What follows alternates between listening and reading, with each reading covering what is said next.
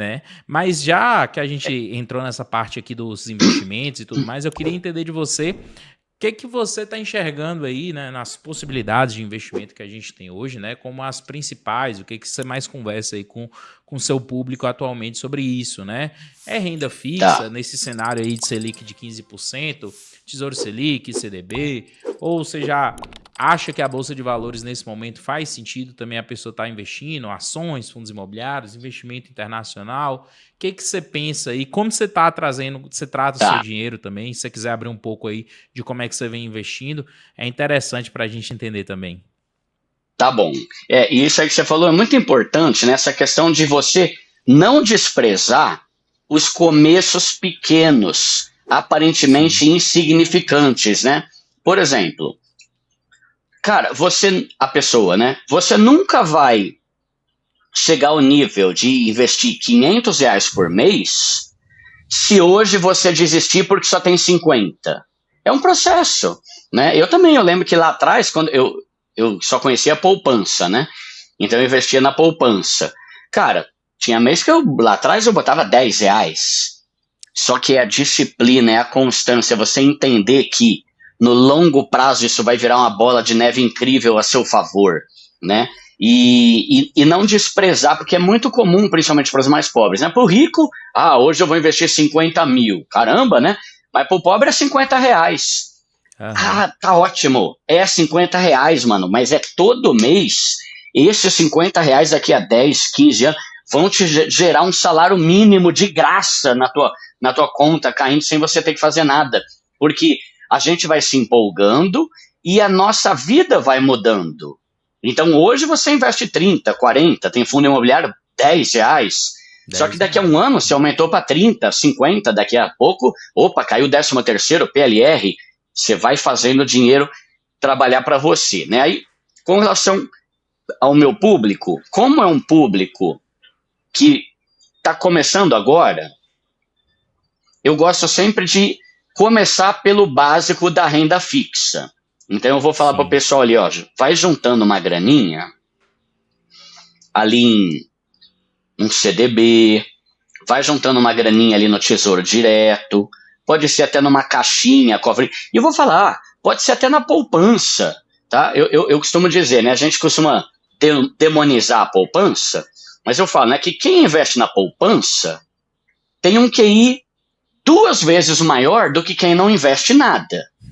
E quem investe na Exatamente. poupança tem um QI 4 vezes maior do que o jumento que aposta em bet. Né? Então, por mais que a poupança seja fraca, ela é melhor do que nada. Só que Sim. quanto mais a gente estuda, mais a gente vai migrando da poupança para outro lugar. Mas se você investe na poupança, cara, parabéns, velho. Você já está um nível acima de quem não faz nada, né? Mas Exatamente. aí você vai ter coisas muito melhores que a poupança, que tem a mesma segurança, tem uma rentabilidade bem melhor, você pega um tesouro direto, né? Então, eu gosto da ideia de falar para a pessoa, tenta juntar 5 mil na renda fixa. Aí, depois que você tiver uma graninha na renda fixa, você já pode começar a vir para a renda variável. E, inclusive, eu acho que o fundo imobiliário é a porta de entrada da renda variável, porque eu acho que pensando em cripto, ações, ETF, dólar, ouro e tal, todos eu gosto. Mas eu acho que o fundo imobiliário ele é mais tranquilo para a pessoa que está começando a vir para a renda variável e ver aquelas oscilações, né?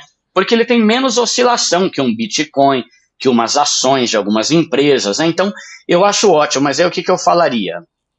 Faz de conta que o cara, ele consegue investir R$ 300 por mês.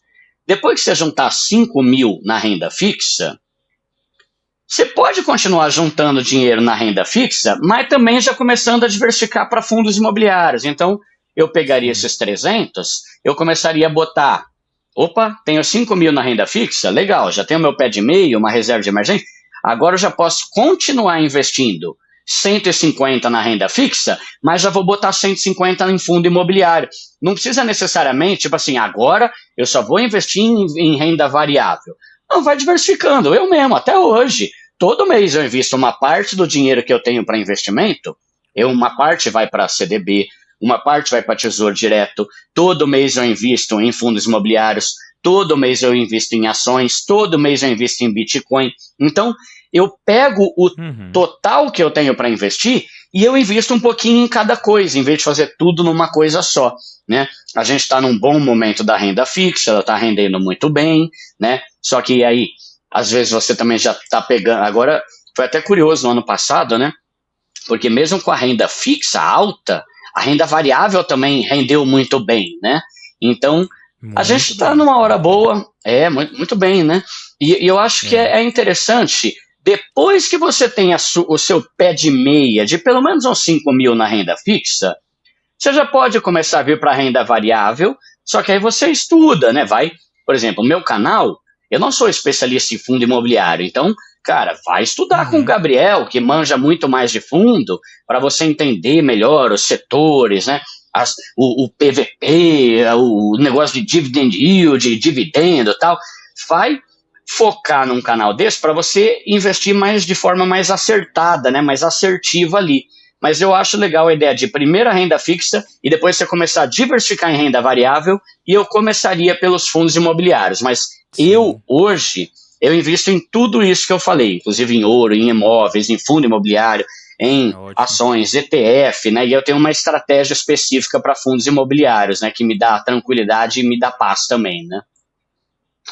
Isso.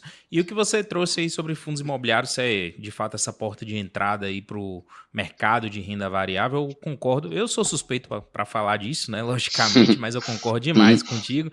Porque, inclusive, né, esse último mês a gente fechou aí com 3 milhões de investidores em fundos imobiliários, né? Isso para mim é sensacional ver, exatamente, o mercado crescendo dessa forma, né? E os fundos imobiliários, assim, na minha visão, concentra tudo aquilo que o investidor precisa ter no início ali da renda variável. O prêmio é muito rápido, né, Duda? Você investe aqui, mês que vem, o dividendo tá na sua conta, então acho que isso anima, né, o investidor ali de ver, pô, tô colocando aqui R$10 que seja, eu sei que mês que vem vai cair ali 10 centavos, 9 centavos, 8 centavos. Isento de imposto, né? Isento de imposto. E, de fato, te traz aquela ideia de acúmulo. Se eu acumular mais cotas, né? Então, se eu investir R$10, me caiu 10 centavos. Se eu colocar mais 10, mês que vem já vai cair 20 centavos e daí por diante. Então, essa questão realmente de ir acumulando dentro dos fundos imobiliários é extremamente importante, né? Como você trouxe.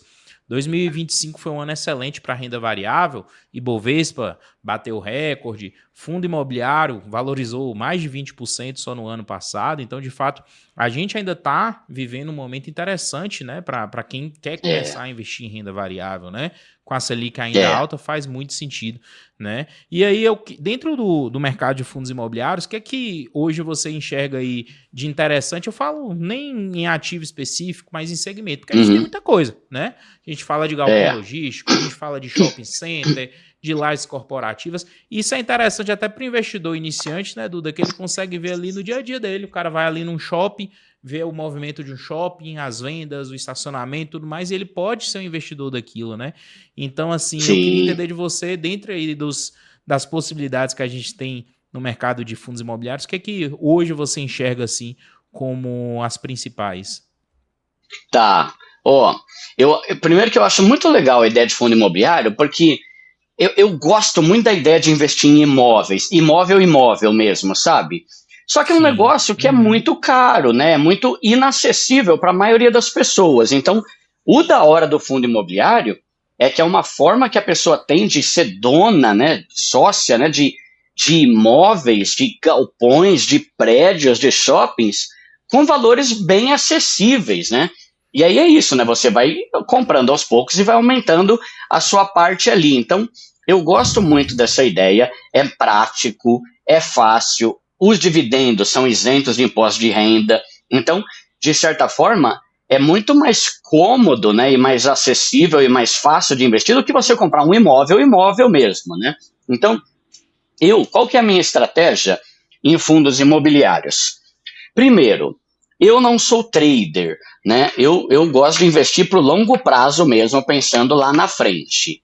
E, ao mesmo tempo, eu não sou uma pessoa que tem tempo justamente porque não é a minha especialidade, né, ações e fundos imobiliários, eu não sou aquela pessoa igual você, por exemplo, igual o Luiz Uhum. Barsi, que manja, que acompanha o mercado, que sabe, esse aqui tá dando, esse caiu, esse subiu.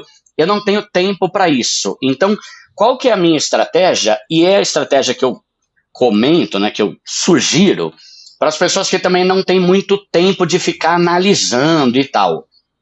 Cara, eu pego 4 segmentos e eu invisto nos 3 maiores fundos desses 3 segmentos, desses 4 segmentos. Então, por Sim. exemplo, eu gosto de galpões, eu gosto muito da ideia de galpão logístico, porque é um negócio que está crescendo muito, esse negócio do Mercado Livre, sabe? De agora ter essa entrega full, né? Que os caras têm o próprio galpão para armazenar trocentas mil coisas, né? Eu gosto muito dessa ideia. Então, eu gosto de galpão logístico. Eu gosto também da ideia de shopping, porque, cara, teve uma época que eu até ficava na dúvida se a internet ia acabar com o shopping, sabe? Porque hoje em dia, eu pelo menos, né, eu compro mais as coisas pela internet do que no shopping, né? Mas o shopping continua sendo um lugar de passeio, de movimentação, de lazer, né? Então, eu gosto muito da ideia de shopping. Eu gosto também da ideia de laje corporativa, né? Que você ter escritórios, tem muitas empresas grandes crescendo, né? Eu tava vendo agora que acho que o Nubank, mano, parece que o Nubank vai investir acho que 2,5 bilhões, Sim, né, em novos escritórios, exatamente. acho que prédio Uhum. até, né, mano? Então, tem muita coisa crescendo. E eu também gosto da ideia do fundo imobiliário de papel. Então, eu pego esses 4 segmentos, que é galpão, shopping, laje corporativa e fundo de papel, e eu invisto nos 3 maiores. Aí Uhum. uma falha minha, né, que assim, os 3 que eu comecei a investir lá no passado não necessariamente são os maiores hoje, porque às vezes tem umas mudanças ali, né? Mas eu não me preocupo tanto em investir, e isso faz parte da minha estratégia, tá? Sim, Como eu sim. não fico acompanhando o tempo todo, eu prefiro investir nos 3 que tem uma relevância muito boa do que investir no que tem a maior rentabilidade, porque aí vai Uhum. variando e tal, né? Então, eu acho que eu diria, né? Você pode até me dizer aí, né? Talvez é um perfil mais conservador de investimento em fundo imobiliário. Eu invisto nos 3 maiores, que eu sei que são muito bons, são muito relevantes, não necessariamente são os que têm os dividendos mais top, mas é algo que me dá paz e tranquilidade, sabe? Botar ali num HGLG 11 e tal. Só que aí eu não fico acompanhando, sabe, Gabriel? Tipo assim, se alguém chegar e falar assim, Duda, você viu a treta que aconteceu com o BTLG 11? Mano, não tô nem sabendo, velho, pra ser bem sincero, né?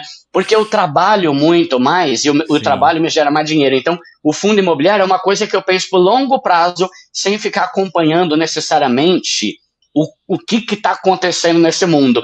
E aí, sim. por eu colocar nos 3 mais relevantes e mais expressivos, eu fico um pouco mais tranquilo de saber que eu não estou tão ligado, tão conectado ali, entende? Então, essa é a minha estratégia. E é o mesmo para ações também que eu faço, né?